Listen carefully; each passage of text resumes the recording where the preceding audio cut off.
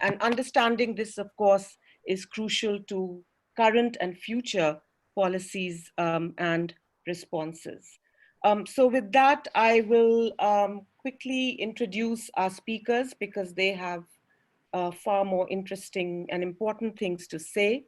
And as I said, the format will be that we will invite each presenter to reflect on this migrant crisis for 5 to 7 minutes. We will then sort of move on to a second set of reflections based on what everyone has said, and then open it up for discussion from the audience and from participants. So on our panel, on our fantastic panel, we have Manish K. Jha, who teaches in the School of Social Work in TIS, Mumbai. And his recent writings have drawn attention to migrant slum dwellers in Mumbai in particular. So we are looking forward to what you have to say, Manish. Our next speaker is going to be Siddharth Prem Kumar, who writes for Outlook magazine and who has recently written on the returning migrants from the Gulf, which is, I think, a really, really interesting and important angle which hasn't received perhaps the kind of media attention that it deserves. Unfortunately, Professor Samadar, who is in Kolkata, has not yet been able to join us, but we are hopeful that he will at some point during the seminar. His internet connection has predictably been affected by the cyclone which has ravaged that area. Next up will be Chinky Sinha, who's a Delhi-based BBC reporter who has been diarizing first-hand accounts, both written and visual, of migrant workers fleeing India's capital city and the regions around it. And we look forward to hearing from you, Chinky. And finally, Subir Sinha, who teaches development studies at the School of Oriental and African Studies at the University of London, whose recent work focuses on the politics of populism in South Asia. So we hope Subir will help us connect the migrant crisis to the larger politics that is being played out by the Modi regime. So that's all I have to say for now. Thank you for bearing with me. And I will pass it on to Manish to offer his reflections on this crisis. Thanks, Rasmi. Thank you very much for having us here. And in these uncertain times, we are together to discuss something which is disturbing all of us in very many ways. And as you have rightly said, whether we call it tragedy, whether we call it catastrophe, one thing is very clear that on an everyday basis, and I have written it somewhere, that never ever before I thought that one can be so predictable about tomorrow.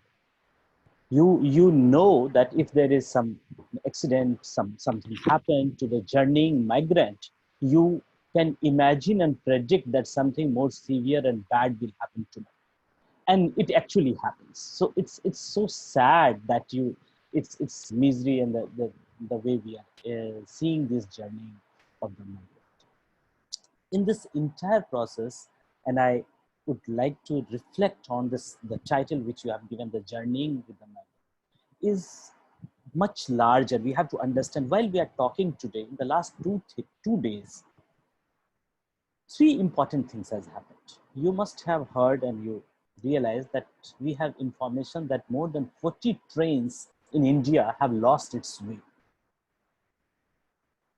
And anybody who has any idea of Indian Railway knows it very well that in the history of Indian Railways, probably this is for the first time, that the trains have lost its way, and rather than taking the migrant from the Shramik and the train to UP, it has landed to Bengal, it has landed in Nagpur, it has gone somewhere else.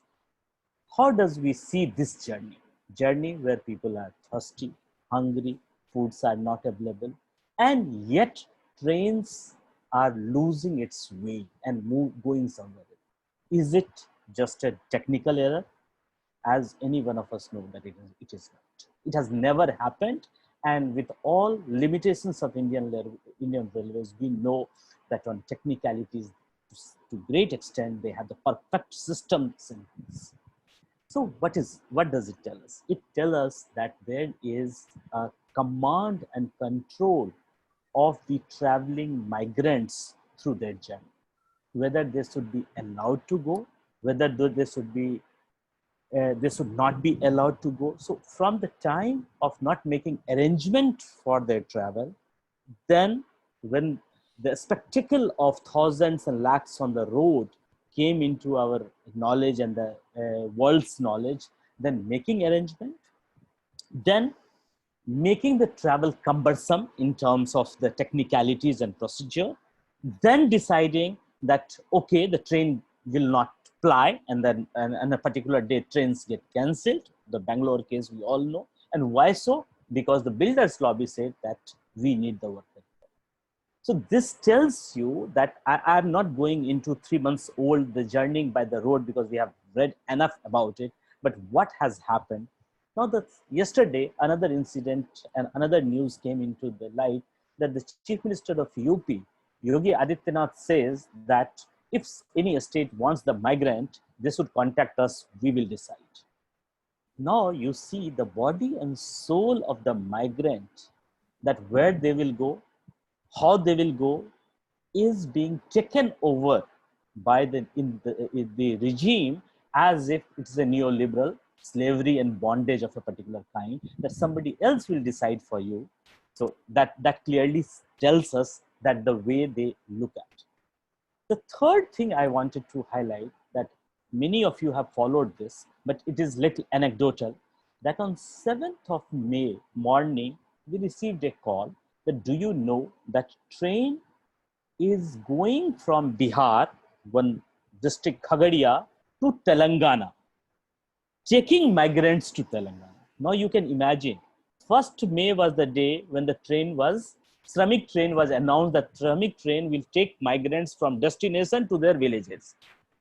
And on 7th morning, you are getting this news. Somebody calls us that, do you know about it? And I didn't know. We started exploring. Initially, there was a silence. And it was so strange that you know that from Bihar, where the migrants are dying to come back, you are getting a news that the migrants are then sent to the destination. When we started getting to know what was the reason, it was told to us that that the state government, yes, the train had left Khagadia with 222 workers for Telangana. I said, how come? How is it possible? He said that because the state demanded for it. The state demanded for it, and it was the Telangana government who demanded. And under what condition? Then you go 3 days back, the Mr. Bhalla, who is the nodal IAS officer who looks into this thing, they say that our workers are stranded. So the term which was used, I was say that the workforce is stranded due to lockdown. So the Bihar worker in Bihar, in their villages, are a stranded workforce of Telangana. So you see the technicality through the technicality, how it was operationalized, and with utmost secrecy and confidentiality. So when we managed to approach somebody very higher up in railways, he confided, but he says that please do not mention my name. It is a top secret. And it has been done in an extremely clandestine manner. So again, you see that how journey, one is the precarious journey, the complicated journey of the worker from, or the migrants from the city to the villages. And while it has just started, you have a deliberate attempt. And who did it? There were 2 people who were working on behalf of the Telangana government as a contractor to make those arrangements.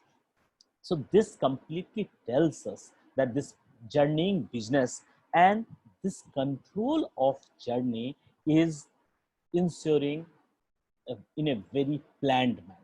That and again, if you look at Yogi Adityanath's statement, it is in the name of care and welfare, because we want care for our worker. They should not get exploited. Therefore, I will be the custodian to decide where they should go, how they should go, and in what term they should go. So it actually unravels the mood of the nation, mood of the migrants, that how do they look at. And the third most important thing, which many times we miss out, is that many people ask that what is this problem of the migrant, that why they want to go back, why they want to go back with such a treacherous travel. We all know that, and particularly here I'm taking just 1 minute to explain about Mumbai. We all know that Mumbai's 55 to 60% people live in slums, and the situation in which they live, where the idea of whether it is an idea of social distancing or anything. First of all, we know when the announcement was made. They had already sent their remittances. On 24, they had left with nothing. And within 24 hours, they got enough hint and indication from whoever who were responsible to being called as an employer that they are not going to take care of them.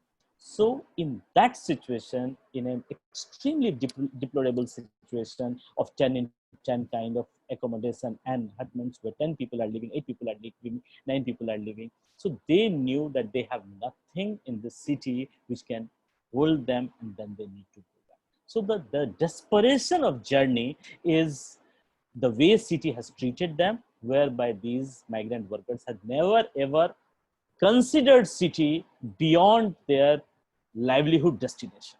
It has never, there is a sense of attachment. So it is with the state and it is with the society and community at large, which forced them to get into this journey, which continued to be extremely daunting and difficult. Thank you, Manish. Lots and lots to think about there. But let's move on to Siddharth and hear from him, and then we can come back for our second round. Yeah. Siddharth. Oh, I think you're on mute. We can't hear you. Can you unmute yourself?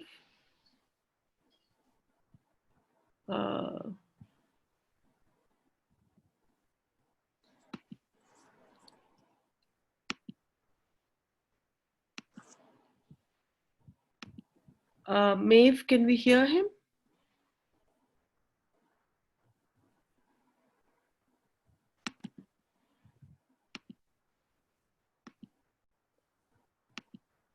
You're showing as mute. Can you, yeah.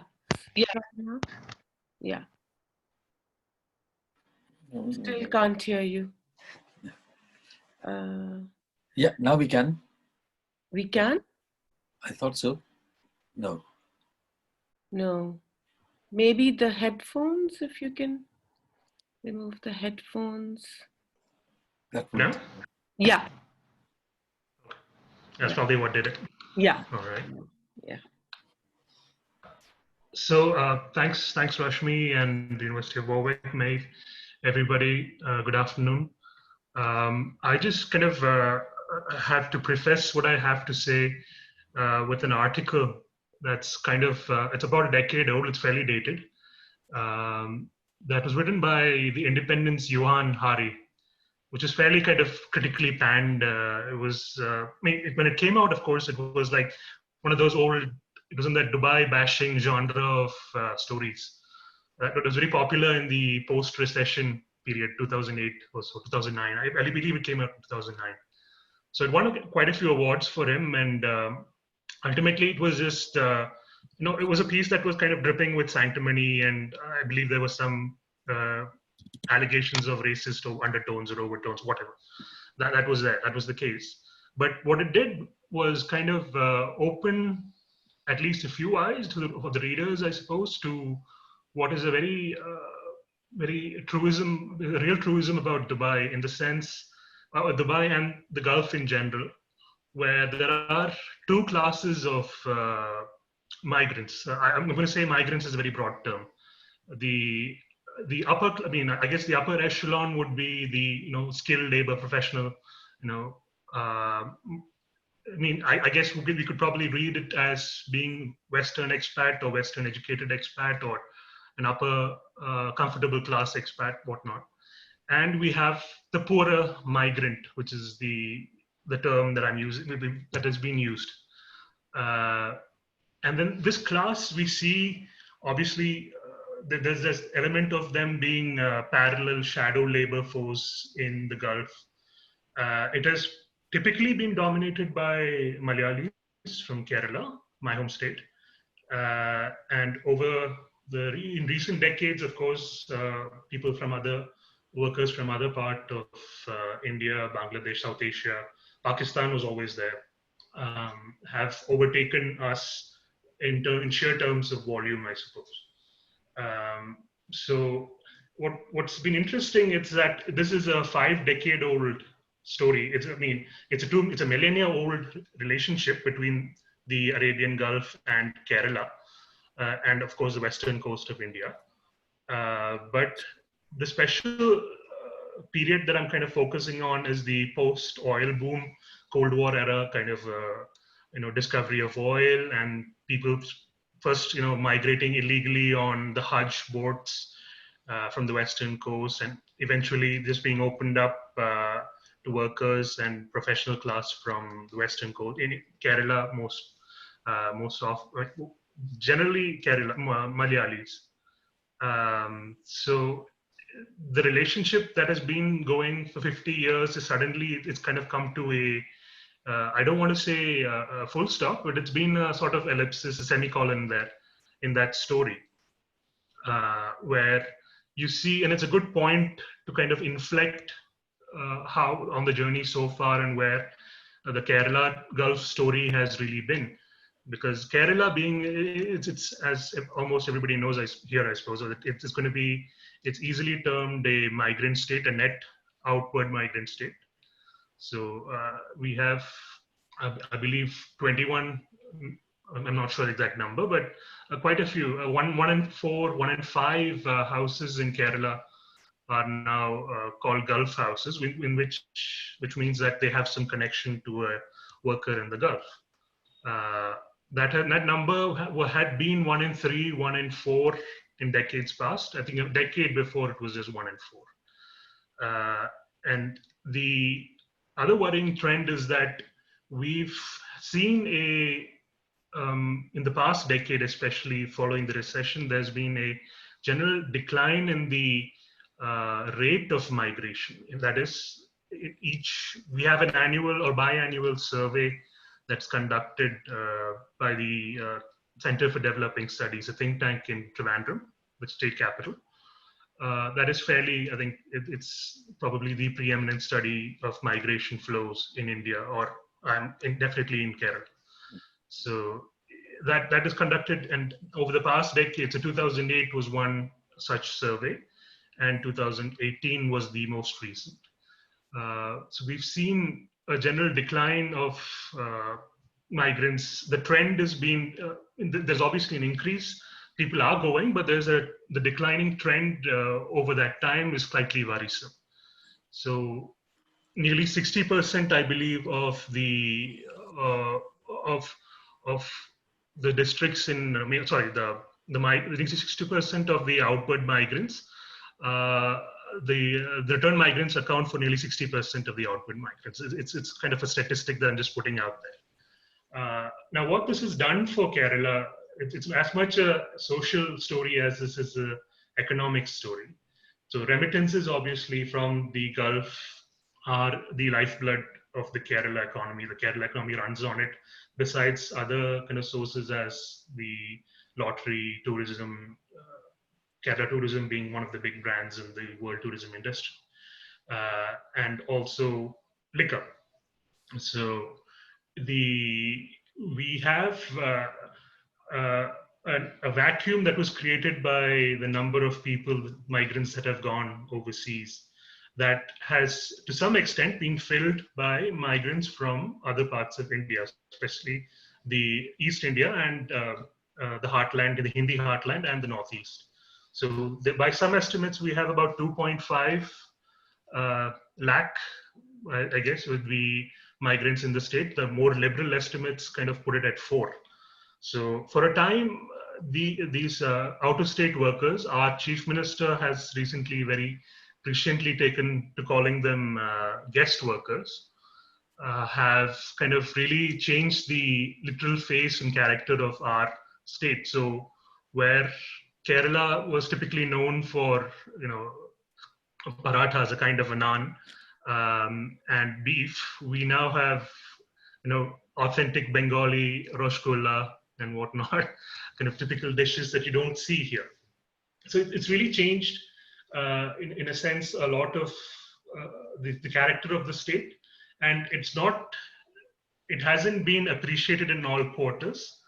So you see over the past the inward migration into Kerala from out of state workers, that is, I suppose, a 3-decade-old story. Of the 90s would probably be when it started, in earnest, and picked up pace in the 2000s. Our post-millennium, it's really picked up pace. So it's kind of reached a point where the Bengali worker, I'm using Bengali as a catch-all phrase here. It's not really. There's workers from the Hindi heartland and also in the Northeast, but they're generally called Bengali. That is the colloquialism we use for out-of-state workers in Kerala. And of course, there are very well-established migrant corridors across the state, where you have specific, say, Malda in West Bengal, kind of, and then reaching down to Perambavoor, which is close to Ernakulam. Kochi is the financial heart of the state.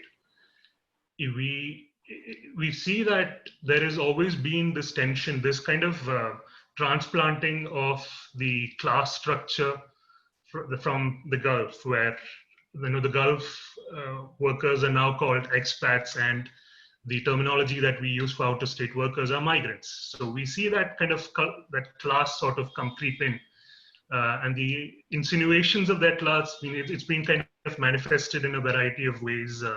Most recently, there have been protests, especially in the past 5 years or so, violent protests in some instances, where some of these migrant hubs were, migrants were accosted, and there were raids on migrant towns and shanty towns. Really, they're not really camps and towns as such, where they have not been made to feel as welcome as they ought to be.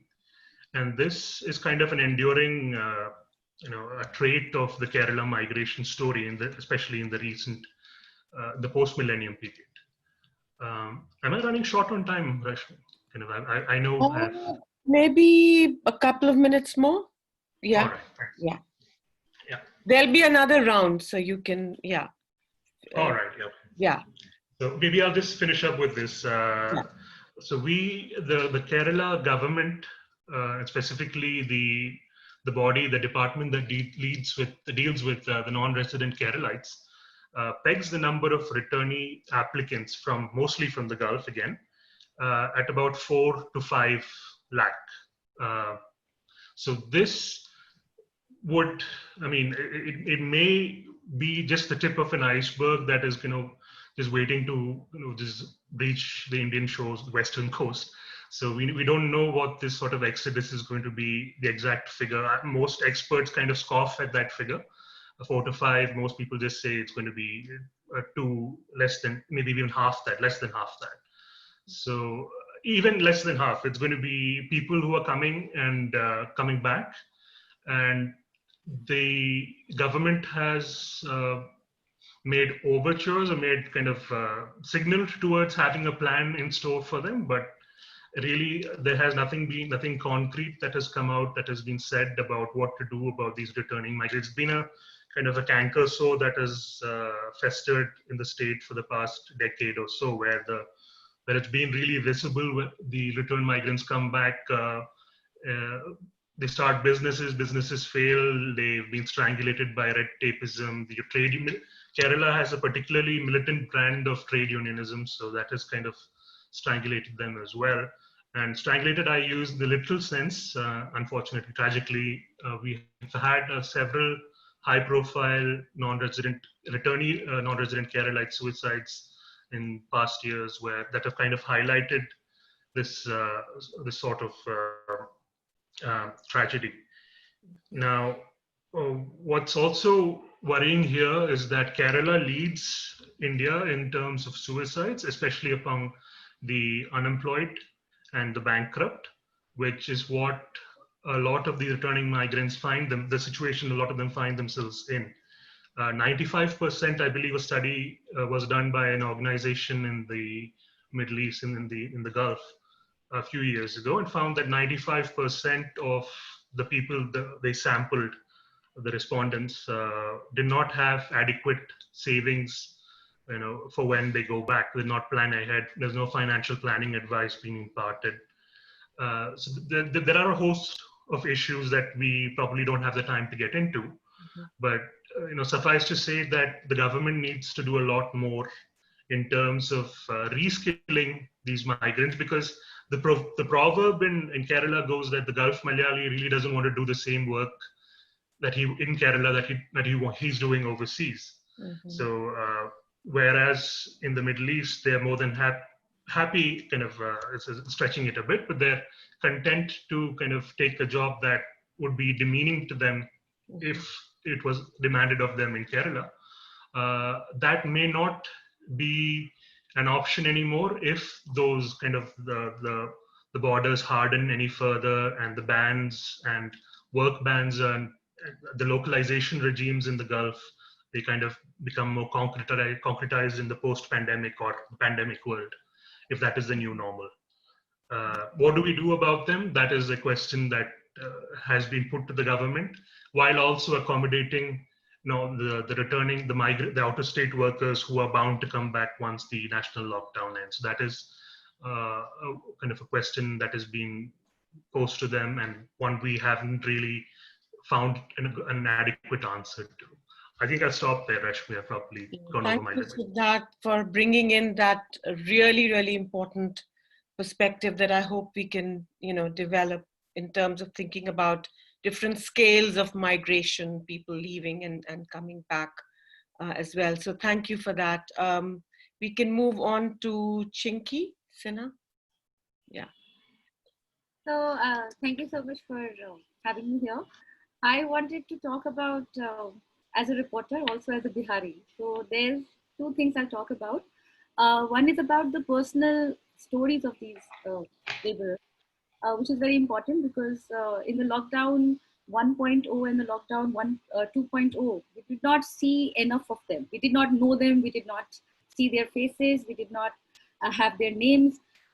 We did not cover them, because the first bit of the lockdown, when it was announced, it was all about loneliness, how will we go out, stay home, all these kinds of things. Nobody ever thought about the poor people. It was all a Western imitation of a lockdown, which never factored in the fact that we had so many poor people amongst us. So we conveniently sort of asked our domestic helps to not come to work. In my own colony, in Defense Colony, a lot of people did not pay them. The guards were sitting outside without masks. They were it was all, it was like actually you were living in two different worlds, and as a reporter, often what happens that you are called upon to sort of go to the other world and then come back to this world. So that happened. And then the other point I want to talk about is the loss of dignity, which also is a problem that the media sort of fueled. So because the topic is the journey with the migrants, I'll talk about the last journey. I mean, we only, it's more anecdotal and something that we have been writing about only with the sole purpose of the fact that we should show people who these people are. Otherwise, how do you know them? Because all the time we only hear statistics like, oh, these million people and that million people have been walking home. So after, I think in the lockdown phase 3, we started to sort of wake up to this idea of, migrant laborers walking home. And at that time also a lot of media rooms were in discussion about whether the TRP ratings will be enough for these kinds of stories, because, poor people's stories don't sell, as we know. And instead we were debating about Tablighi Jamaat and all these kinds of things, which were the debates on the national media. So last Tuesday, we went to the border. Actually, the day before, a friend of mine, she's also from Bihar and she also is a journalist. She called me at 12 in the night and she said, there are all these migrant laborers outside my house and I think I'll go help them. So she went and she filled all these bottles for them. Um, the reason why I'm saying this is also the perception. So she had to use the back gate of her colony, because if she used the front gate, her neighbors or the whatever the RWA, which is another quasi government in Delhi or elsewhere, they would not let her, you know, do the thing, or maybe they would also serve her with an eviction notice for putting lives in danger or whatever. So she all night she was there, and then at 2 a.m. we posted it on Facebook, just hoping somebody would read it. And actually somebody read it, and they went there at 2:30 a.m. arranged for some private buses. At the point there was a lot of confusion about how the migrant laborers will go back home. Nobody knew that there were free buses. But even as a reporter, I don't know where these free buses are or how they operate. Trains were being run, but trains were only supposed to take the migrant workers who were in shelter homes. Now, shelter homes, we did not know the reality because media is not supposed to enter the shelter homes. And I'll talk about this later. But so in any case, that happened. But there was one group of workers who were not able to get a bus. So the next day they got a bus. So in the evening, we went there and we found again, a lot of laborers who were sitting there. There was no water, no food, no shop that was open. So oftentimes, media people, when they go there, they are being blamed that why are you not helping them? I mean, this is not our job. We do help out of humanity, but how much can we help, right? So our journey started that night actually with the migrants. So we entered UP, and there was a middle of a highway where we saw like a bunch of people just sitting in this dark, like a huge road. And there was one police vehicle from the UP government. So we went there, we asked them, why are you sitting here? And they were like that they were walking from Khoda in Noida, where they had lost their jobs. A lot of people have asked questions like, oh, but why are they leaving when the government is saying that they are providing them with food and whatever else. In my experience, and I've spoken to a lot of migrants, they are not getting anything. There are these e-coupons, there are these gehu coupons, but they are not, like, they keep going and they are being turned away. If you look at the quality of the food, is pathetic. It's like some kind of small khichdi which they distribute over here.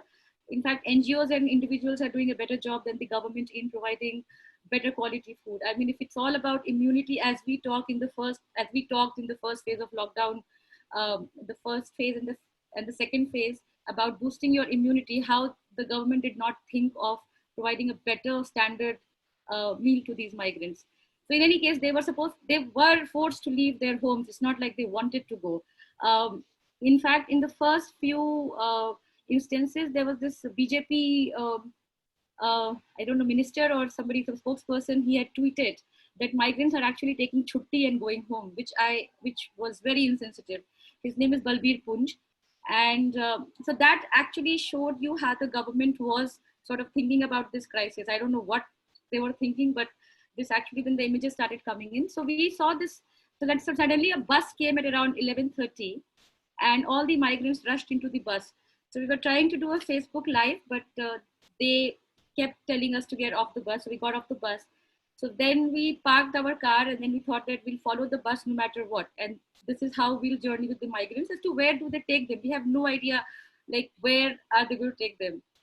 So we kept following the bus and the SHO came and he's like, why are you following the bus? It is going to take us a lot of time.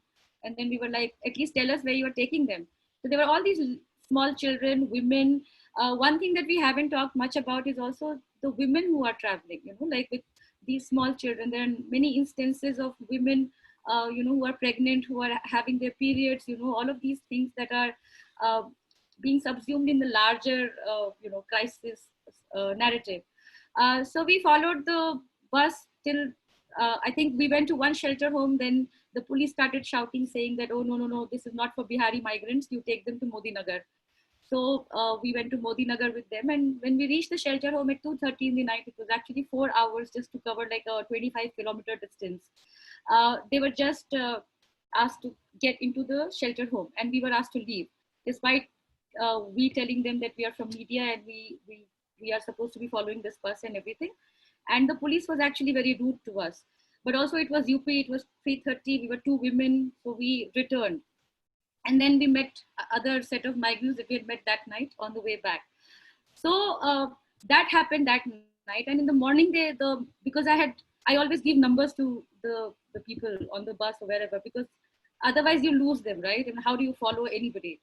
So the next day they called me and they said that, we did not get any food. And they actually sent me videos from the shelter home, which was pathetic. People were like huddled together. It was really like, so when I say that it's a loss of dignity, it's a loss of dignity because they were not treated like proper human beings in that sense.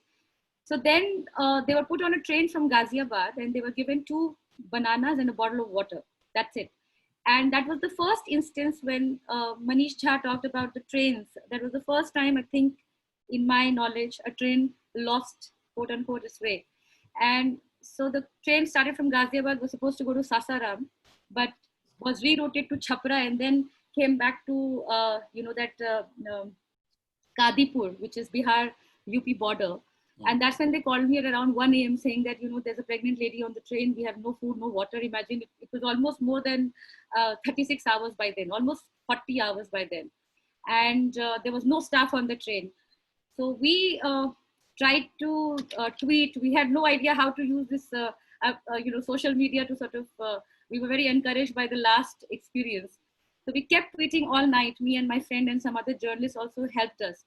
But the DRM from Prayagraj messaged at 9 a.m. in the morning saying that, oh, unse baat ho gayi hai. We have spoken to the migrants and I sent them all the numbers and they don't need anything, which is when they had reached Sasaram. Finally, the train started to move. The pregnant lady did get some kind of biscuit, some fruits, but the thing is that we all were celebrating the fact that she got like fruits and biscuits, but that's not even enough, I mean, she was pregnant and she was in pain. So what I'm trying to say is that there's this, you don't run trains without food or water, or you give them something. You can't in this heat wave condition with 40 hours, so the journey continues. The journey is not just covering the migrants on the spot. So after that, when they were put on the buses to Sasaram, they called me from the quarantine centers and they sent me some videos of the quarantine centers in Bihar. And they were really bad. They were not getting food. There was no water. There was one tap, that Chapakal, in Bihar, which had really bad quality water. The toilets were, posted the videos on my social media. The toilets were full of, I don't know how to describe this toilet, but the good thing in all of this is that the migrants also have understood that if they don't take the narrative in their own hands, probably nobody's going to cover them. So they started, and it all began like this. A friend of mine had written a piece in News Laundry about the fact that how they took control of their narrative by posting their own photos and videos. And because we are moving into this whole collaborative future in journalism where citizen journalism is going to come up, the user-generated content actually has made this possible, that we cannot ignore them anymore. Actually, there's too many, and they're very smart. This guy I met, Balram Kumar, he's 20 years old. He's never gone to a school, but if you look at the quality of the video he makes with the narrative that he does, it's almost professional. So the good thing is that the whole elitism of the media about speaking on everybody's behalf is kind of being challenged by people who have also realized that the technology is for them. So their whole journey is being documented by the migrants themselves, because of the pandemic, the journalists are not able to reach everywhere. So I think that is one interesting thing that has emerged out of this. And so for me, the journey is basically that, like, follow them till the end, where they went, what were they given, and sort of then, sort of looking at the entire thing of when they left their home, which bus they were taken to, the kind of confusion that prevailed. And I think that they themselves are the best people to tell that story. We can only do so much, like by highlighting. And I think that is my take on this journey. Obviously, there's a lot of inequality, gender, a lot of pain involved. But I think that's one point I wanted to make about the narrative storytelling and the new rise of citizen journalism in this crisis. Thank you, Chinky. Should we show a couple of your images? I don't know, Maeve, if that's going to be possible. Yeah, I mean, they were sent by them actually, and some of them I took from my phone, but the videos were sent because we are not allowed in these shelter homes. Right. Yeah. So let's see if we can see. And Chinky, you can say something. Yeah, so this is a woman I met on the first day of the Shramik Express train. that left Delhi, I think, if I remember correctly, on May 8th. And the media was not allowed to go inside the station, but this couple came and they were not allowed to board the train. And it was evening almost. The train left at 8 p.m. And this woman, they are from Madhya Pradesh, and the guy used to work as a daily wage laborer, and his wife Bimla used to work as a domestic help. So they both lost their jobs. They had nothing, and this the woman was having some kind of issue with her pregnancy, where she was getting some drip in the local dispensary, but because of the COVID-19 situation, they had nowhere to sort of go. So they came there, and they came walking from Todapur, which took them almost 2.5 hours to come to the station, where they were turned away. Some volunteers helped them with some food and all, but by that time, the husband Puran Lal had gone to collect gehu 4 times with a coupon that he was given, but every time he was turned away. The other thing I wanted to mention is that actually there's a lot of talk about, this whole thing about Dalgona coffee and the privileged life and this life, and a lot of conversations are happening around at that point. But I also feel that the poor people themselves are helping the poor people. So they live in this, we went to their house, and obviously the people who own that house also in the slum, they are not very rich people. So they also have lost their job, and their husband used to work as a driver. But they told them that they could stay here for as long as they want without any rent. But they just want to go home because they have no money. Like they were left with like 1,500 rupees. That's it. So this is one image, which is the story that we covered. This is another interesting thing about the migrant laborer walking home. This is a story about the things that they are carrying to their homes, because they can't carry much, because if they're walking or so I've seen people carrying cycles. Another interesting thing is that a lot of cycles were being sold in the black market for 5,000, 6,000 rupees because migrants wanted to either walk back home or take a cycle, because there were no trains or buses or anything at that point, before this whole bus politics started between the UP government and the Congress and all of this. So here we saw this family on Tuesday night dressed up like this to go back home, and which they said that, they are always these people who embody the aspiration of the villagers. Village, you have like a life which is very simple, but when you go to the city, you have access to these beautiful, these aspirational clothes, saris, whatever. So they were all dressed up in their best clothes, which they bought for this little child's birthday. And so they wore it all, because you can only, so they wanted to arrive in the village looking good, because probably this is the last time they're going to arrive in this kind of like good stuff. So one of the things that they were carrying was this toy, and the boy showed the toy, and the rest of the stuff were their utensils and things like that. So this is that image from, they were going to Madhya Pradesh. Okay. And I sent some more videos. I don't know if they reach, but they're all over the internet if anybody's interested in watching. Maybe we can see one. Yeah, so this is the same train. These people I met on the bus, as I mentioned. They were ये गया जाने वाली है, और अभी हम लोग ये कौन सा स्टेशन है यहाँ पे?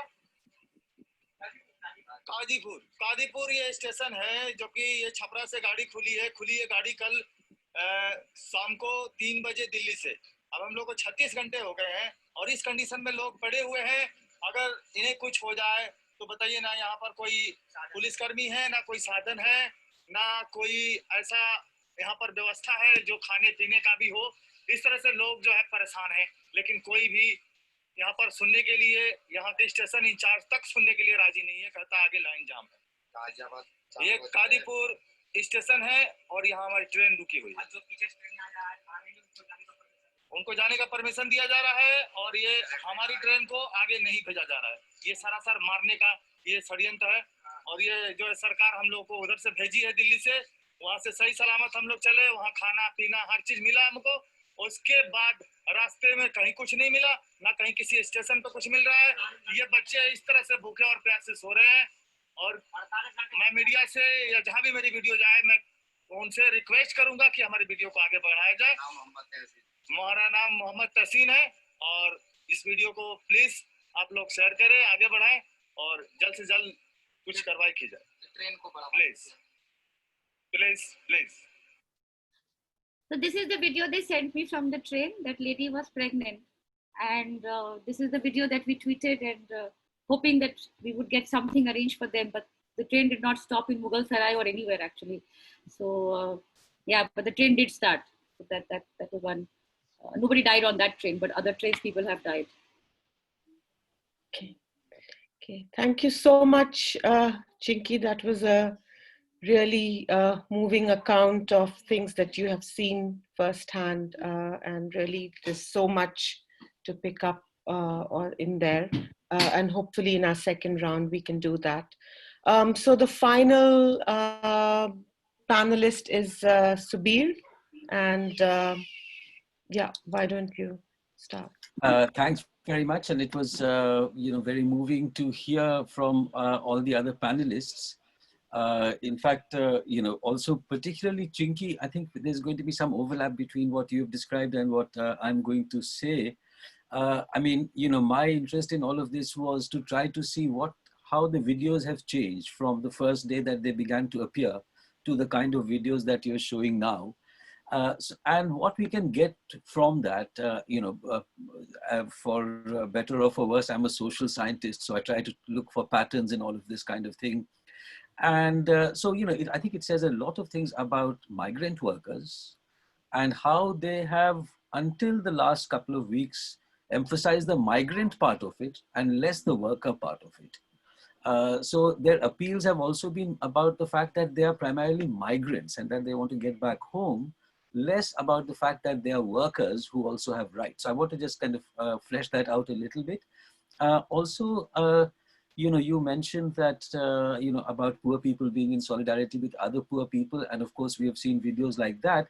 But also connected with that is the fact that some elements of the middle class, such as you described yourself from your other, from your area, have also come out in a kind of individualistic sort of way, where they've come out and given out slippers or something like that. But also that it says something quite disturbing about the middle class as a whole. For example, banning workers from coming into buildings or asking domestic workers to not use the lift and things of that sort. I think it also says something about the state, the government itself, both national and state level. And I think it says something about the emerging kinds of solidarity which have to be recognized and on which the future depends in terms of what can we take from this catastrophe that can be seen as the beginning of something better than what we have had so far. So on the narrative that the videos suggest, if you look right after the lockdown, it would, a common kind of genre of the small video clips on Twitter or other social media would be of 7 or 8 primarily men, male migrant workers in a room somewhere. And they would say, we are from X village in X district in X state, and we are hungry. We request Modi ji to please feed us, to please provide us with some kind of food. And that was not forthcoming. So the next round we see of the similar kind of video is the appeal that they're making to chief ministers, to the Jharkhand chief minister Hemant Soren or to Mamata Banerjee. So they shift the responsibility for their well-being to their chief ministers, because they seem to think that because they are from that state, even though they're living somewhere else, the responsibility for their well-being ultimately rests with the chief minister from that state. The third moment of this is when you begin to see that the situation is desperate. I mean, we see that two very interesting and very damning statistics, that in all India, the figure is about 50+%, and in Gujarat, the figure is 90+% of workers did not get wages in April and in May. Even more disturbing is that in Gujarat, 90+% of workers, especially in some sectors like construction, did not know who their employer was, who was responsible for their employment. They were unaware of. So that basically suggests a complete lack of consciousness of being workers at that point in time in these sort of early months. And I can see that over the next 2-3 weeks and months, something more interesting begins to happen, in the sense that we saw the videos from particularly UP and Gujarat of large-scale police brutality on migrant workers, where the police is hitting them as if they are not citizens at all, and that it can be seen from the police's point of view, that they definitely expect that there'll be no political repercussions if they beat the hell out of these migrants. We also saw this happening in Delhi.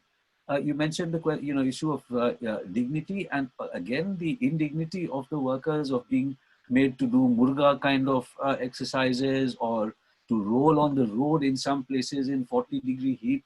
So the idea that they were not just not citizens in the full sense of the term, but were kind of basically not fully human, and that they could be made to stay hungry, they could be made to be humiliated, they could be made to suffer for the fact that they have their livelihoods and their incomes had been completely stopped for a while, seemed to me to be very, very poignant. And I think it's something very telling about how Indian society and Indian government has thought about migrant workers as a whole.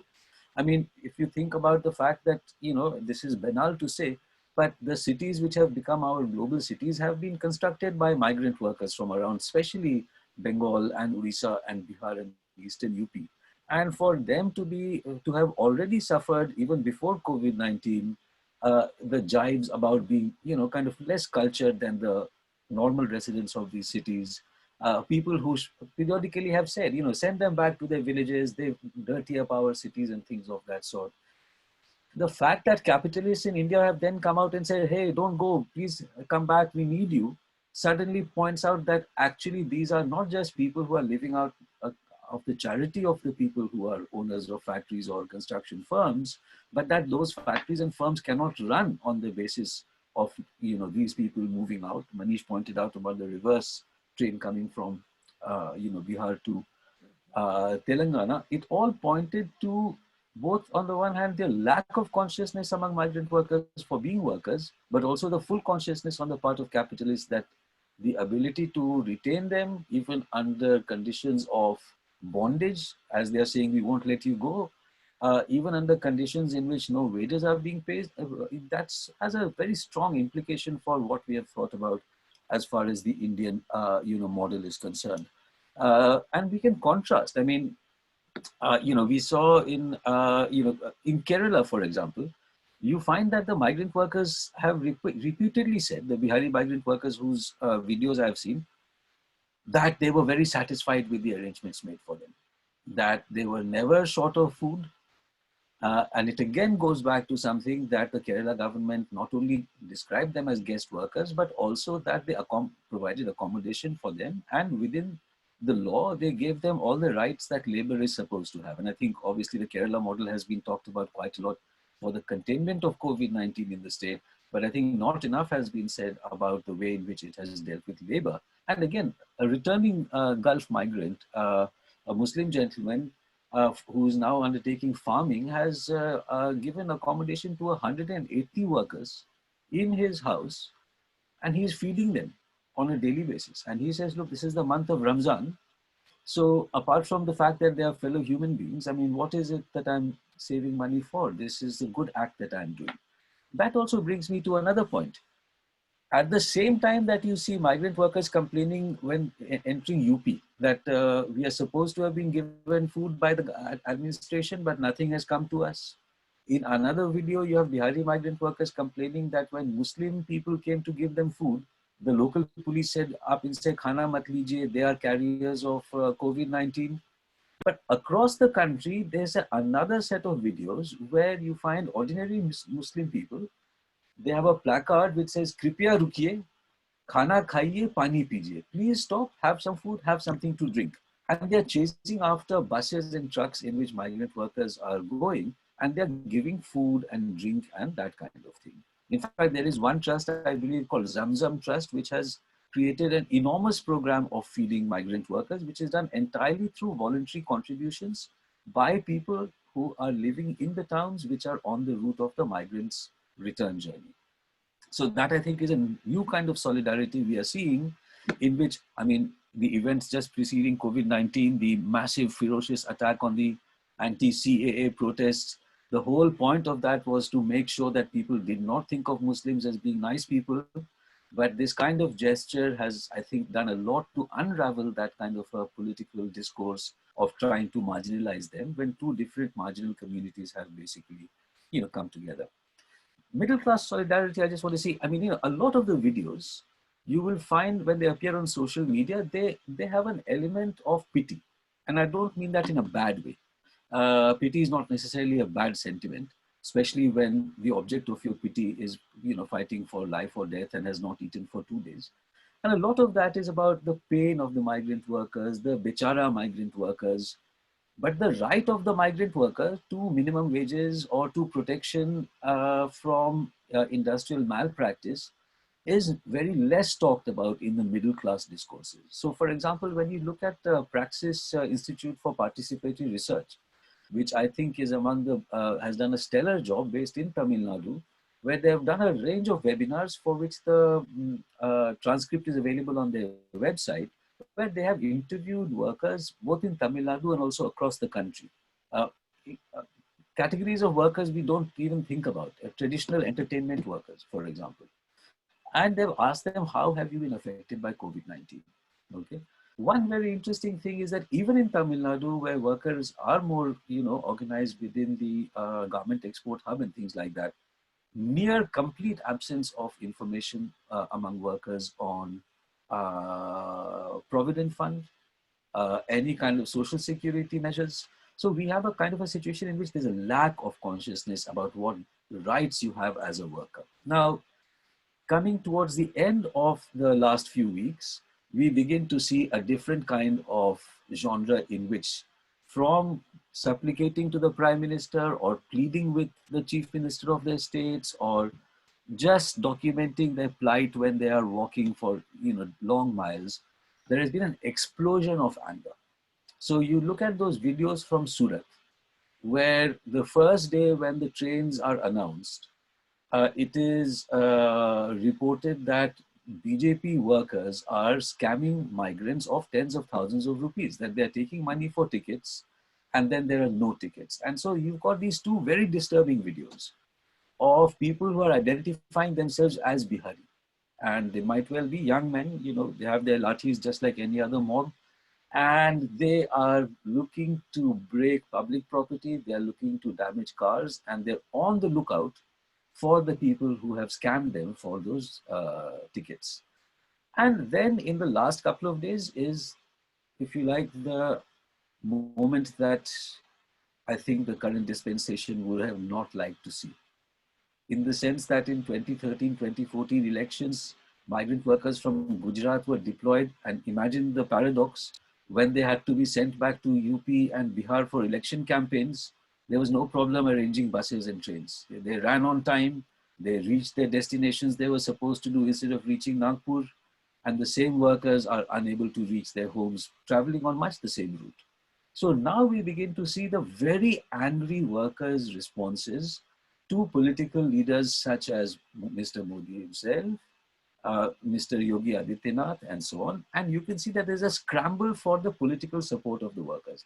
In denying the buses to workers in UP, and we are told that 847 buses were in line, and Adityanath said, no, you can't do this unless we have run all kinds of checks on the buses for whether or not they're roadworthy. There is a fight going on among political parties about who will benefit from this and who will lose from this. And so the control of the narrative over workers, for example, you look at news, Indian media, where they basically say that, siyasat ho rahi hai on migrant workers between INC and BJP and things like that. So you have, and I agree with you, Chinky, the emergence of the workers' own voice. And through having faced these indignities and these struggles and facing injustice for basic things like food, there is the awakening of a kind of a consciousness. Whether this is a permanent feature, we don't know. Whether this will develop into something more lasting, we don't know. But the overall narrative in the Indian media that nothing sticks to the BJP, he's a Teflon prime minister, even among journalists like Asim Ali, who I otherwise like his work, that somehow he has been able to de-link his popularity with the consequences of his actions, that I think is no longer as much to be taken for granted as was the case. 90% of Indian workers work in the informal sector, of which I would imagine that a good 40 or 50% are migrant workers. For them to be able to endure what they have endured over the last 2 months And for that to have had no effect on their consciousness or on their social and political choices, I think is quite a different, it's quite difficult to imagine. And you can see that some of these tensions have now traveled into the places in which the migrant workers have arrived. So the video from Bihar from 2 days ago, after Nitish Kumar announced that the JDU government will provide for employment for the workers, you have in a village a man who says, I am a returning migrant. He is addressing a JDU MLA. आप हमारे लिए क्या नौकरी दिलवाइएगा? What job will you get for me? And he says, your father, has your father ever got you a job that you're asking me for a job? So that kind of an arrogance between the elected official and the migrant worker who's always supposed to be in a position of supplication to power, I think is difficult to imagine being the same after the last couple of months of this enormous movement of people. So I'll stop there. Okay. Thank you all for those enormously rich presentations. There's just so much to think about, and I can see that questions are also beginning to come in, and I invite all participants to send in their questions via Q&A. One thing that struck me, and I guess I would like to go straight to questions because we are about an hour, more than an hour into our session. But just as a point of observation, I think what was really interesting coming out of all the presentations was that, and speaking as a non-social scientist as well, that while the kind of dominant narratives about migrant workers, so far was on the destination, right? What kinds of jobs, what kinds of identities, do migrant workers migrate for?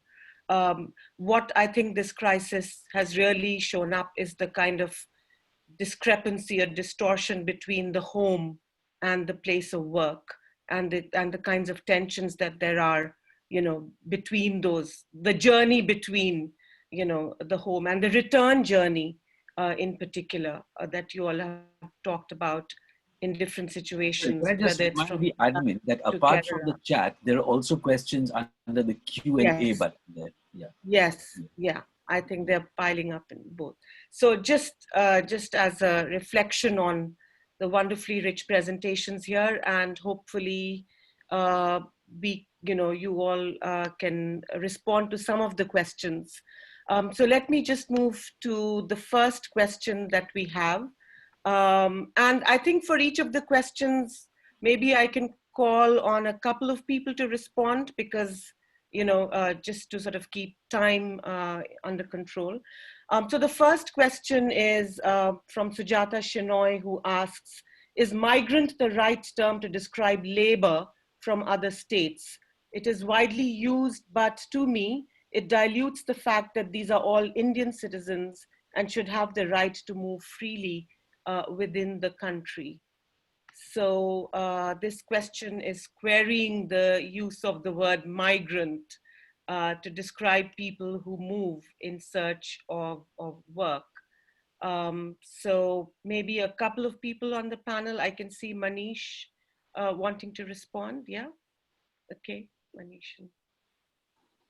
We can't hear you. Yeah, I think you have to be unmuted. Thanks for this question. In fact, one of the important contribution of this unfortunate circumstances is that this question has come into discussion, that are they migrant? Should they, within their country context, within their nation state, should they be considered as migrant? And it has its history, that the way it has looked at in the governmental data and sources. So if you look at National Sample Survey or the census records, they have started using migrants as looking at that if you are from place A to place B, if you are moving, then you are a migrant. And it's more a governmental kind of a term, which in due course of time got adapted. And now this crisis is forcing us to relook at it, that should it be. And if you look at the history of politics in Indian situation, you would realize in places like Mumbai and in other places, they have been treated as others. So son of the soil, we know that the right-wing political parties in the city have had a history of othering the people who have come from other states. So in due course of time, what happened that it has got legitimacy within the political discourse, because yes, anybody who is other than they are the migrant. So it's certainly a contentious term, the way it is being used, and now is the time to revisit it, that how we look at it. But just to add one point in this, that entire discourse, whatever is happening, makes me feel that it will get further consolidated rather than getting resolved, because new borders are being created. For the first time, we have realized that if a train has left a particular state, another state's chief minister is saying that we will not let the bus enter into our state. UP and Bihar, we all know how contiguous these two states are, but we know that the way borders are being erected in between the states, I think it will accentuate this idea of migration rather than getting resolved. Can I just briefly come into that? I mean, several years ago, there was a newspaper article that I made some use of in something I was writing, which basically had some narratives of, two workers from Bihar in Old Delhi. And what they said was, we are workers, but no one recognizes us as workers. We are Muslims, but no one recognizes us as Muslims, because at the end of the day, we are Biharis. So, that kind of an idea that it's not just the state category kind of goes into what, Manish, you were also saying, that in the quote unquote host location, the identification, and as Biharis are like this, and Udiyas are like this, etc. But also I see Manish Maskara, who's a researcher at SOAS, is somewhere in the chat here. I mean, his own, the self-description of people as Bihari, because it comes along with certain other attributes, that they are hard workers, or they can do all kinds of work, or they are more reliable. These stereotypes about workers from different places for having different kinds of skills or different ways of using time, unfortunately, or, that is one feature of our Indian capitalism, that, we have thought of workers not as workers, but as people who come from certain places, and they bring with them certain kinds of work attitudes and cultural attributes. Actually, since this is such a fundamental question as well to our overall discussion, I would like to invite Chinky and Siddharth also to address this issue of the category of the migrant citizen sort of duality. Yeah, so. Sorry, Chinky, I'll just interject there for a second. So when we talk about, I mentioned a little earlier in my discussion about the terminology that we use to refer to migrant, the broad term being migrant, and then we kind of categorize them into the skilled expat and the unskilled migrant. So that is kind of, that has to be viewed as sort of being on this continuum, whereas on the absolute extreme, we find this kind of illegitimacy kind of aspects come into it, where they are termed illegal and alien. So that is the far end of that spectrum. And where we, in Kerala, as we've discussed, the Chief Minister has taken to calling them guest workers. That is kind of it may be seen through cynical eyes as kind of a PR exercise, but I believe it has had a sort of softening effect on the general attitude of the populace towards the locals, towards out-of-state workers. Now, the term migrant itself is slightly, it's kind of problematic on a various number of levels. I mean, it's a very convenient catch-all word for academics and study makers and study takers. But the term, where are they migrating? It's like if this is one country, they have a right to work and reside anywhere as citizens of the country. If we're just kind of going by the very definition in the Constitution, they have an inalienable right to move wherever. They're not out of state as such. They're just kind of here, Indians who kind of work in India. So it's really not, it's a kind of a question that, a concept that a lot of the governance structures, which have typically been ones of subjugation, oppression, and humiliation towards migrants, that they've kind of not come around to that, the understanding that, you know, these are citizens who are working. Okay, thank you. Chinky, do you want to? Yeah, I want to. I'll start with a story, because we learned in journalism school, show don't tell. So, I think a couple of years ago, I landed in the arts world, and I had to write an article about Dalit artists. Now, I wrote the article, and I got a lot of bashing from the people I wrote the article about, and they said, "Why did you call us Dalit?" Now that made me get into like various. I had no idea. I was very apologetic. I had coming from this, Bihar upper caste and all this kind of stuff. Didn't understand what happened then. That I understood that either you own up identity or you don't. Right? There are two schools of thought about it, and I don't see a problem in calling them migrant workers, because they are migrating. They don't have home. I mean, I think their homes are elsewhere. They are living in weird conditions. Like if you go to a brick kiln, none of the Asha, I went to Muzaffar Nagar to do a story on Asha workers, and we stopped by at the brick kiln. Nobody goes there. Nobody even tells them that they have to wear a mask. They have no ration cards. The whole thing about Aadhaar card, ration card, and the provision of ration based on your home state, mein jahan pe aapke paas ration card hai, nahi hai, all that kind of stuff. So there's a lot of these things. I mean, I think it's one of those, it's great that Kerala is calling them guest workers. It's a great thing, but I don't think this is, this takes away from the fact that they are migrating. And in India, we are citizens of the country, but how many rights do we have as citizens? All our rights are going away any which ways. And we can't migrate to many parts of India also, by the way. Like, for example, Kashmir. I mean, we just saw the abrogation of Article 370. We can't really take up residences in many states. So there is this otherness, obviously, and the fact that they are going back to their homes also is a fact that they did migrate, and that's why they are returning to whatever destitution awaits them at home. And so I don't think there's anything wrong. I think it's the reality, and I think there's no point in my term sugarcoating it with all these things. The reality of the matter is that they are migrating for whatever reason. Okay. Thank you. In fact, the next question is somewhat related. It's perhaps a more speculative question asked by Shakib, who asks, do you think they will come back to the places they have left after this crisis is over? Okay, Manish, can we have you? No, I have been dealing with this question. That's why I immediately raised this.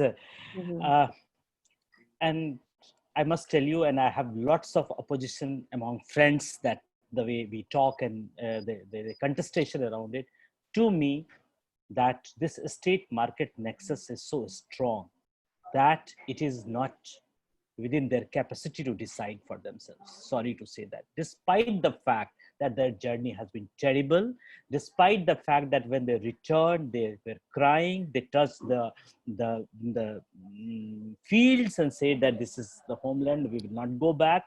If you talk to them right now, but I'm telling you what this government and the state is going to do. Number one, very soon we will realize that the MG and NRDGA extra, whatever package is being given and the incentivized work will be stopped, will be reduced. PDS distribution will be cut short. More trains will be provided at the source to take them back. And there will be many more brokers, from the chief minister to the local brokers, will be in full-blown operation. So to me, it is an extremely temporary phase. It is extreme hurt, extreme indignity, extreme humiliation. And if they would have any opportunity and chances, people at least for 1 year would not have come. Minimum 1 year. But that's not going to be the case. To me, the systems are already, nobody bothered how to take them back to their villages, but the other forces are already in in work, in operation, in planning, and whatever you say, that how to bring them back as and when it is necessary. And they have they know how to do it. They do not know how to take care of them, how to be dignified with them, but they know how to treat them as a slave and ensure that if they want or don't want, they will be left with no other option but to come back. So this is, I'm very strong on my view on this. Okay. Actually, this leads us to the next question that Manish Mascara has asked about the language of rights. You're talking about slavery. This is about the language of rights that the internal migrant workers, what is the language of rights that the internal migrant workers in India use, if they do, leaving aside the civil society's conception of and fight for their labor rights? So, you know, are rights going to, what is the future of rights? Okay, Manish, and then everyone else. Yeah. I have a very two things. Unfortunately, Rashmi, you will realize that this is the lot who have lived a life of some kind of exploitation and some kind of deprivation at source. And when they come to the city, these are not the people, the way they have imbibed their life and circumstances, that their expectation or their articulation in terms of rights and entitlement has been very, very minimal. They don't expect. So somebody, even I was saying that, is there an anger? And it really took them time to get angry, because they are not used to get angry. They are not used to expect much. They don't expect much from the city. They don't expect much from the state. And their expectation is really, really minimal. So in terms of rights and entitlement, they know that particularly in the city, they are very, very minimalist. In villages, they do have some expectation vis-a-vis their right to work, vis-a-vis their right to food or things, because they are grounded there and they know that the government has these provisions and these acts for them and the welfare of the family. But in the cities, no, they don't expect. So the language and articulation of rights and entitlement is largely missing in the discourse of the workers because of the way the system is organized. Okay, let's hear on this from all the panelists, in fact. So Chinky, Subir, and Siddharth, particularly speaking from the context of a state like Kerala, it would be interesting to hear about workers' rights there. Okay, Chinky, then Subir, then Siddharth. I wanted to answer this question only because we have been asking this question from day one, which was something very surprisingly, why are migrant laborers not angry? You know, like, despite everything, like despite getting beaten up, despite whatever. So in many of those interviews, and obviously we ran an audio series with their voices, where we interviewed them and asked them 3 or 4 basic questions about if they could meet the Prime Minister, or if they could talk to the government, what would they say? And there are very interesting things that they said. So when you talk about the language of rights, one of them said that hawa pani hi milta rahe wahi bahut hai, which means that even if you get air and water, that's enough, you know. And they said garib sarkar ki ummeed se nahi jeeta hai, which means that a poor person doesn't live expecting from the government, which in itself is a very interesting and holds a huge spectrum of the fact that it's a tragic acceptance of their fate, which they said. And a lot of people told me that we are not working, so why should we get paid? And it is not their fault. And this was in the beginning. But now towards lockdown 5 or whatever, we are in the final stages of lockdown 4, that language of rights is changing a little bit. You know, as Subir also mentioned, there's a tinge of anger, but it took such a long time from this language to this language. But still there is this thing that there's a thing that they've given up on the government, which in itself is a statement that they don't expect anything from the government. And now they're beginning to ask for basics. Like if you see their videos, they are demanding it, not just like in the beginning when Subir mentioned that they were saying कि मोदी जी खाना खिला दीजिए, मोदी जी कुछ कर दीजिए. Now it's like, you know, हम यहाँ पे हैं, हमको ये नहीं मिल रहा है, आप हमारा वीडियो वायरल कर दीजिए. So I think that I just wanted to say that. Yeah. Mm-hmm. Okay. Actually, there's a related question which I'll just read out and then invite Subir and Siddharth to respond. This is from Ajanta Subramanian, who asks, To what extent is this heightened vulnerability and a lack of consciousness of rights a product of distance from home and from associated networks of support? What would it take to reinstate the worker as a citizen with a set of rights that moves with them across borders? So, because this is also a question on rights, I wanted to include that. I just want to reference our missing panelist, Ranabir Samadar, who obviously, is someone who does write about this kind of thing. He says that in order for us, for anyone to say that they want rights or they have rights that have not been fully realized and so forth, it has to start with an individual experience of injustice.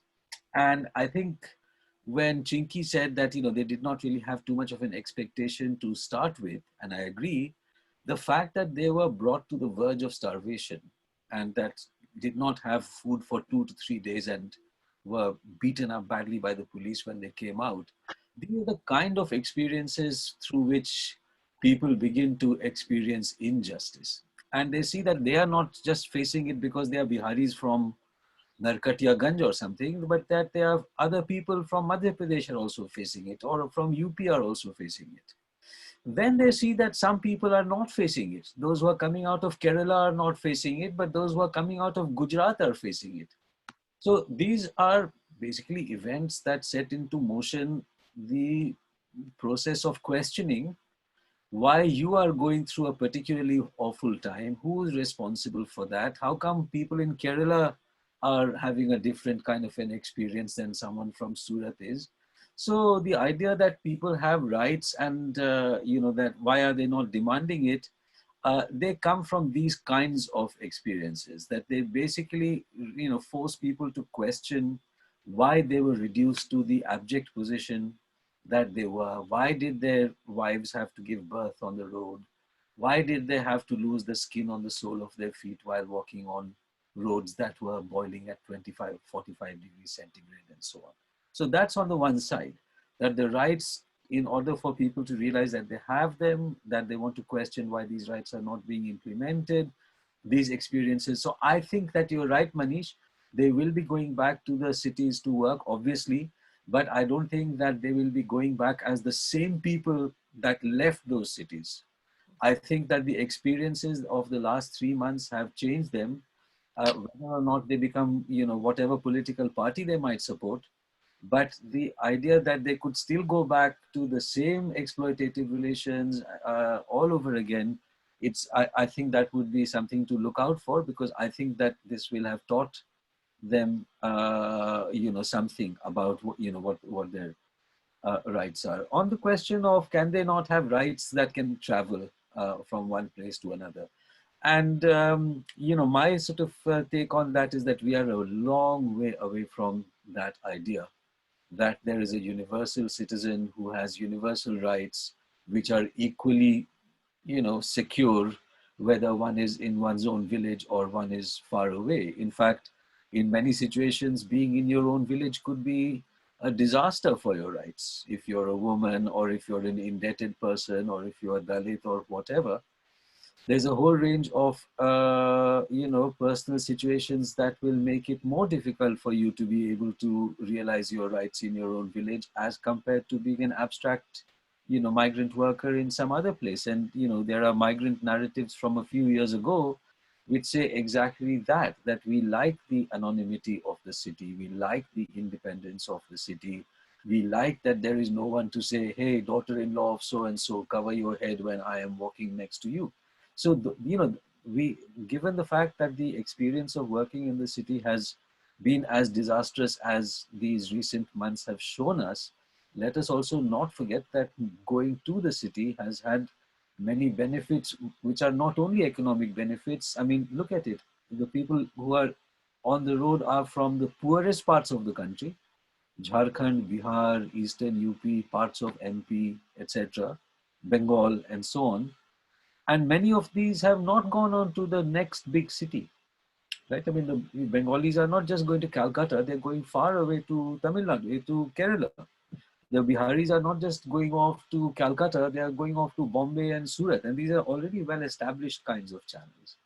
So my feeling is that the politics through which rights become realized by people who are supposed to be the holders of these rights will not be left untouched by the processes of the last 2 months, and particularly the transformation of people from begging for a meal to demanding that they be looked after and voicing statements against Mr. Modi, who is otherwise seen as godlike in our Indian political setup. These are not insignificant developments. Okay, Siddharth, do you want to come in on that? Sure. So I'll kind of refer back to my hometown, Trivandrum, where there's, in the shadow of the international and domestic airports, there's a migrant kind of town that has come up, which is called Bhimapalli, which is, it used to be a Muslim dominated, it still is a Muslim dominated area. It's fairly kind of people on the margins coming into the city to work. So this is kind of over the last 5 to 10 year decade or so, this has become a sort of hub, one of many across Kerala. So it's kind of very interesting to see the juxtaposition of the returning migrant from the Gulf looking down and seeing the outer state worker in these in this hub. And if you go to Bhimapalli today, you would not find empty migrant quarters. They are still here. I believe some days ago there was an article that said only about 40,000 migrant workers have actually left Kerala out of a population of 2.5 to 3 lakh. So there is the understanding that one, Kerala has been slightly, compared to certain other states, has been slightly more receptive to migrant concerns.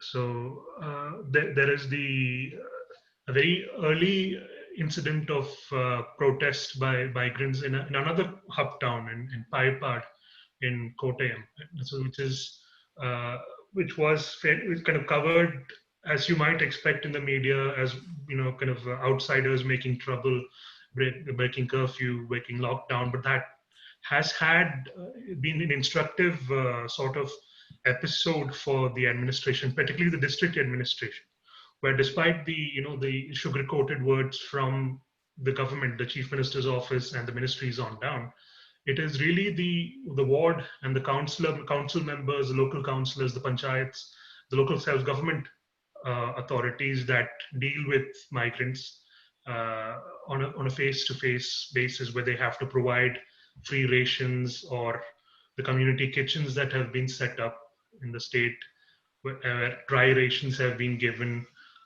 free of cost. So there's a whole bunch of whole can of worms that episode sort of shined light on, where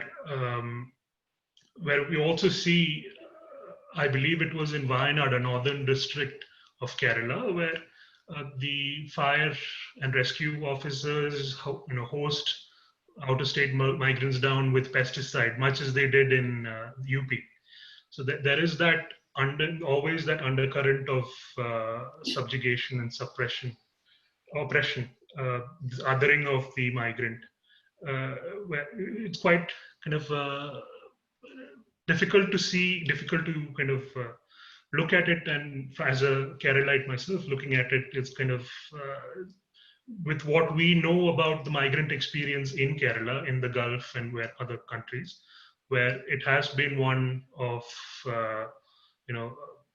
servility as opposed to kind of fraternal bonds with our host countries, or the countries that host our migrants.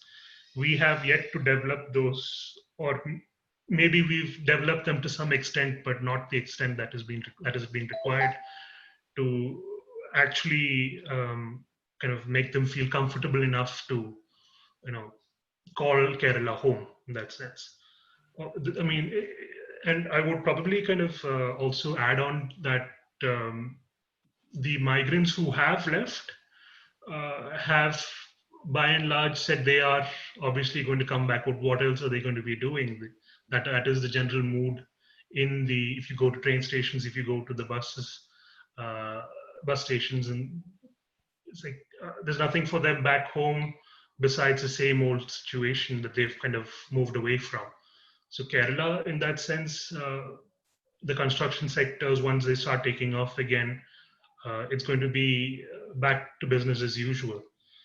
Interesting, the politics, the kind of the right to anger, as it is, to have anger, to raise your voice. That has kind of been an interesting development in the pandemic, where we've seen a few protests by migrant workers across Kerala, in the Chief Minister's own district of Kannur, most recently, and Calicut, where the protests have generally been about, the lack of availability or the lack of, sort of infrequency of trains and back to their home districts and home states.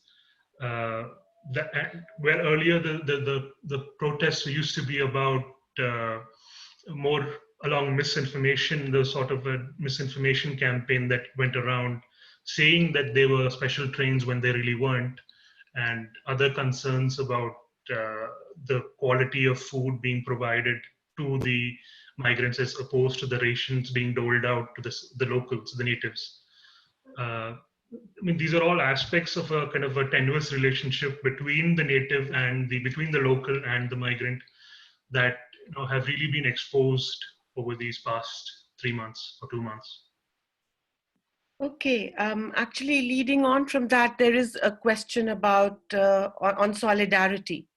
Sanjukta Dasgupta asks, is there any solidarity among workers going back home? I know Chinky gave an example of them sort of sharing food and so on, but what about sort of regional differences, caste, community differences, etc.? Are those showing up as the migrants make their journey back home? In anyone wants to respond? I can come in first. One thing what I have realized in this journey, that at the time of distress, at the time when they are in the city and they are making plans to go back and making arrangement for travel, making arrangement for food, you can see the solidarity. You can see that they are coming together, they are planning together, and it cuts across regional. Though we know that they often stay in a kind of ghetto with their own people, with their own, but it also transcends beyond that, and they in the management of that. But just to tell you what is happening back there in the villages. When they go back in the villages, from many villages from UP and Bihar, with whom I'm in regular touch, what happens that among them who have gone back, there is a kind of solidarity. But the village's own social hierarchy comes into full-blown picture, in the sense that if 5 Dalit families has come back, the dominant caste group are very concerned about their possible viruses and spreader, and they put pressure on the Pradhan, Panchayat Pradhan and Mukhya that they should be put in the quarantine center. But if the migrants are from the dominant caste, then all efforts are being made to save them from going to the quarantine center. So you see that this hierarchy gets in operation when in the source, but while traveling, what Chinky was saying, and I think from Mumbai and other places, we have seen innumerable examples of fascinating examples of supporting, helping, even if they don't have money, then trying from their own employer or from their own well-wisher, borrowing money and giving money to those who don't have. So it's not only that they have given it from themselves, they have borrowed it for somebody else. So I think that has been fascinating, but unfortunately back home, and here Suvir's earlier point where Suvir was saying that this option, that village will be better or there will be situations, so the social hierarchy and social structure of the village is complicated, and that then fragments the solidarity back there. Okay, thank you, Manish. There's another question which has to do with the broader South Asian context. This is from Amul Gyawali, who asks, in the broader South Asian context, how significantly will migrant movements in India from neighboring countries like Nepal, and I guess one could add Bangladesh and vice versa, be altered, especially in the light of thousands of migrants stranded at the borders and denied entry and return to their countries? Does anyone want to? Well, very briefly, I mean, there's a big Nepali workers have said that they have just been left high and dry, that no one has been, asking for anything, whether or not they have enough food or for water. And as you say, they've been stranded at the border and things like that. And, I mean, there is a bunch of issues. I mean, inevitably, this will be caught up in the larger tensions between India and Nepal, which are only becoming hotter at the moment. Because there are issues concerning the map that India has released of Nepal, where Nepal claims that there are key sites of Nepal which have been included within the Indian map. There's been a lot of saber rattling on the Indian side, where they have not met the Nepali ambassador in Delhi, even though he has asked to see the government of India. I mean, we know that there has been a long historical migration of Nepali workers into not just, kind of the large cities of India, but also in small cities. And there's been, I think, a previous history of many Nepalis coming to places like Patna University, like BP Koirala and so on, for getting their education and their degree. So there is, the proximity has also, and then, I mean, if you look at the effect of demonetization on our neighboring country, Nepal, which apart from its own currency, used the Indian currency quite a lot. But once the currencies were demonetized, people were left holding worthless currency in their hand. So there's been a kind of a brewing of negative, sentiments in the Nepal-India relations. I'm not sure whether, the Nepali are going to be able to come back in the same way that migrant workers from within the country might return to their home sites. And particularly for Bangladesh, that has always been a moot question, whether the people identified by people as Bangladeshi workers are primarily only rural Muslim Bengalis from Bengal. They might well be Bangladeshi workers, but in the current climate of the Home Minister referring to them as termites and to be eradicated, etc., I very much doubt that they're actually going to come out and identify themselves as such. So, I think it's a separate set of questions in terms of North Indian migrant workers. I can't see that they would have there might be friendships and so on, but in terms of anything like a political strategy of any kind of combining with them, I can't see that is going to happen. One thing we have not talked about so much is the domestic worker sector. And there, of course, large numbers of people considered to be Bangladeshi are, of course, employed in cities like in Delhi or in Bombay. We don't know enough about their stories. We don't know if they are part of a family where the husband is in some other sector and if they're traveling back together. All we know is that, they have been, if you look at the traditional profession of the Nepalis in cities like Delhi, a lot of them have been in the private security guard kind of business and so on. And with all the stereotyping that has come along with that of Nepali people or people from the Indian Northeast. So I can't really see that that is a kind of a very comfortable situation for them. And I'm not sure that they can as easily return to the places given the, as Manish said, tightening of borders within the country. I fear for what is in store for people who might be identified as Nepali or Bangladeshi in the informal sector, because as it is, they will be deprived of rights, and this might be a further reason to deprive them of dignity and what is due to them. Can I say something on this? Of course, yeah. No, I just wanted to say that there's one very interesting, important sector that nobody except for a few people are talking about, which is prostitution. So a lot of red light districts actually in Bombay, like Kamatipura or GB Road. So they have been completely displaced. I mean, nobody would like to go in a pandemic situation where even a touch can give you this COVID-19. So there's last time I was in Bombay, and I've been going to Kamatipura for many years now. There was this, there's a lot of these Bangladeshi sex workers who have come. And obviously, Nepalis used to rule Ramatipura because of their straight hair and fair complexion. So there are all these stratifications in terms of sex workers also in Ramatipura. But what I saw in my interviews was there was this lot of angst against Bangladeshi sex workers who, when you talk to them, they said they were from Calcutta, but the others said that they were from Bangladesh, and they're very cheap. They have brought the rates down, and they have no dignity. They are soliciting. In old Kamatipura, the rules were not like that, that they were not supposed to stand on the streets, but to, remain in their, those rooms. Because of them, the Pinjara system has come back, all of these things. So I'm just saying in terms of the migrant population, whatever, there are all these other things that we are not talking about, the domestic workers, as we've said, and also the sex workers, because that's a huge population that has been affected, and especially the Bangladeshi and the Nepali sex workers who have been trafficked into India. They're completely without any support. Mm-hmm. Yes. Well, I can see, yeah. Just one point, because we are talking about the sector and the people about whom we have.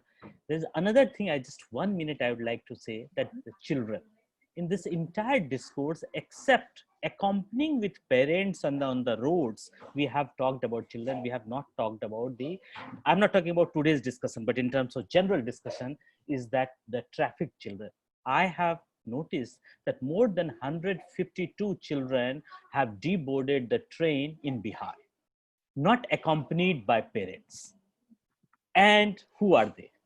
And there, that means that the state, and that you cannot board the train without the children, without having somebody. So the passengers were coaxed or convinced to turn out to be the parent or guardians, and they have traveled. And then when they got up, we realized that these were not the parents. They just, and that clearly tells us that the state, it is in connivance with the state, this entire business and trafficking. That's why this travel has been smoothened. The travel has been arranged. The travel has been, in a way, directly, indirectly, in whichever manner, facilitated. So this is something which this pandemic and this tragedy tells us and unravels things which Suvir had earlier said, that there was some kind of cover around it, and that gets exposed in very, very many ways. That's Thank you, Manish. I think there are more questions than we have time for, but I think this idea of unraveling is a really, useful one. I think what our discussion has done is really unraveled a lot of issues.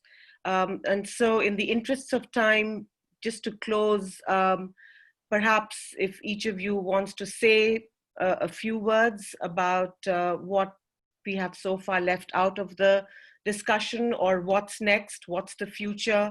There were lots of questions about the state response. There's a question about Yogi Adityanath's proposed commission for migrants, and so on. So yes, what's left and what's next, perhaps as a way to wrap up our discussion today, and hopefully in our next seminar a couple of weeks from now, which will be on citizenship and COVID-19, some of these issues will come up again. So yes, just to wrap things up. Can I start? I mean, what is partly is that there was no left. Where was the left in all of this, except in the state of Kerala where it was governing?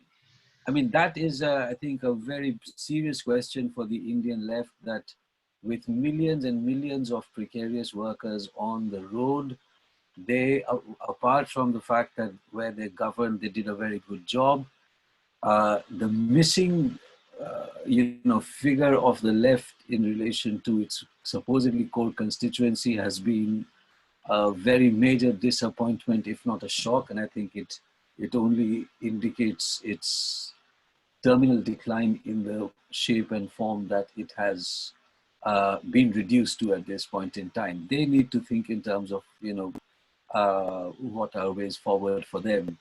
What is also left to talk about here is that, you know, when you have a pandemic like COVID-19 and it does, you know, put a stop on factories and of work and on trains and on modes of transportation, it also does not put a stop on some other things.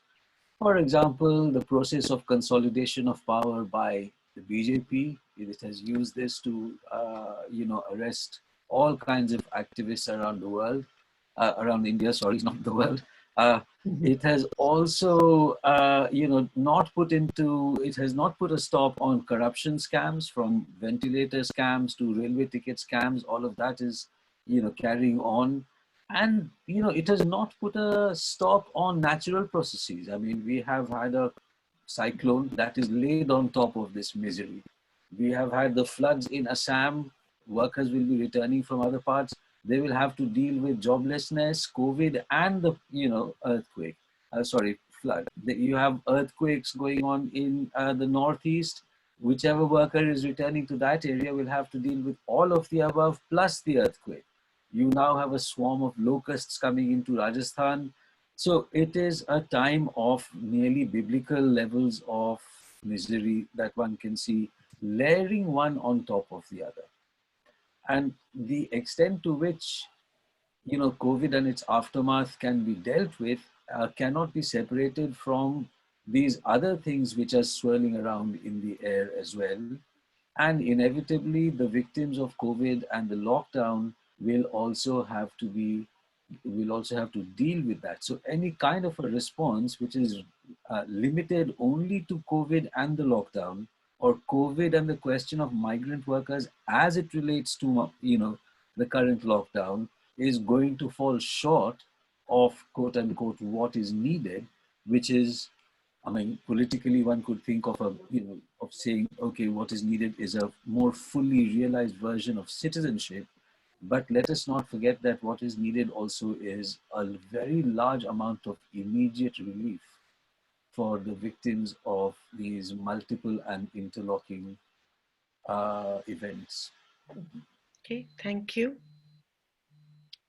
Who would like to go next? Yeah. So just one thing I wanted to highlight here, that while we are talking, we know of few facts that more than 20 women gave birth in the Shramik train. People died in the train and people gave birth on the roads. To me, it's not about the anger of the worker I am so concerned. I'm thinking that where is the anger or discourse or discussion about the middle class and others? Chinky had highlighted about it, and I can tell you that I am looking at it and I'm talking to people. In the RWA's WhatsApp group, these are not the issues which is discussed at all. They discuss everything else. And there is an element, and I'm not saying there is an element of individual guilt-related charity and individuals, but when it comes to collective, it's the discourses full of complete neglect of this. This speaks volumes about our society. And that's where I'm saying that till our society manifests in this manner, I think the leaders like Modi will have an upper hand. I think that till the society have the people, and I think that's the most worrying thing for me. And 30 seconds more, because I saw one question about the package, relief package. And the relief package, to me, I have very clearly and systematically tried to look at it. To me, except some, you can say, I'm little bit appreciative, not in a holistic sense, about little extra money which has gone into MG and REGA, because I think at this point in time, there's nothing else in the villages but that if it gets implemented. The rest, there is nothing for the poor, nothing for the migrants. It's a complete eyewash, it's zero, except some money in MG and REGA. So I just wanted, that's it, thank you. Siddharth, do you want to go next?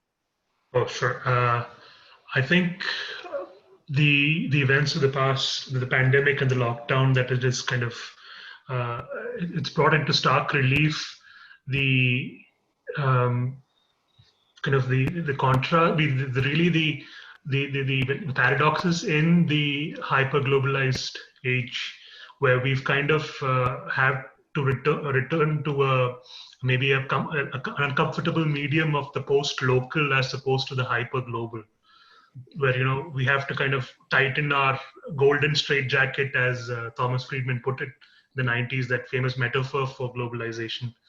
Kind of tighten the straps and the notches on that straitjacket a bit, and then we see, because we've kind of been become this morbidly obese sort of global system, because we are tightening, we're cinturing this torso.